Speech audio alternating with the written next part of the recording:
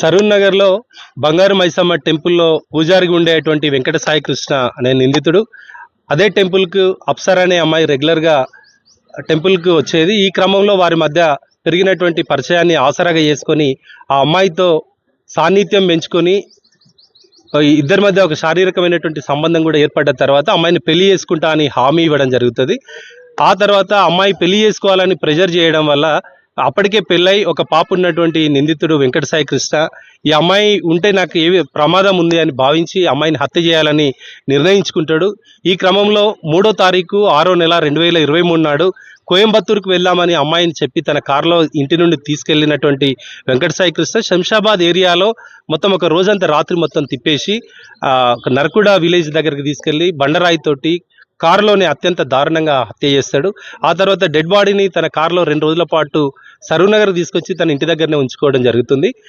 2 రోజుల తర్వాత డెడ్ బాడీని టెంపుల్కు వెనకాల, అదేవిధంగా Saroor Nagar sub register office వెనకాల ఒక డ్రైనేజ్ హోల్ ఉంటుంది. డ్రైనేజ్ హోల్లో డెడ్ బాడీని పూర్తి చేసి ఒక 2 ట్రక్కుల మట్టిని పోసి డెడ్ బాడీని పూర్తి చేస్తాడు.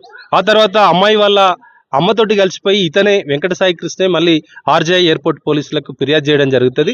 పోలీసులు కేసు నమోదు చేసుకొని దీన్ని ఇన్వెస్టిగేషన్ మొదలుపెట్టిన తర్వాత అనేక సాంకేతిక సాక్ష్యాలను సేకరిస్తారు. వారి టవర్ లొకేషన్, వాట్సాప్ కన్వర్జేషన్ వీటన్నిటిని కూడా సేకరించిన తర్వాత నిందితుడిగా వెంకట సాయి కృష్ణ నిందితుడని తేల్చినటువంటి పోలీసులు అరెస్ట్ చేసి రిమాండ్కి తరలించడం జరుగుతుంది. తర్వాత ఛార్జ్షీట్ని 38 మంది విట్నెస్లతోటి ఛార్జ్షీట్ దాఖలు చేస్తారు.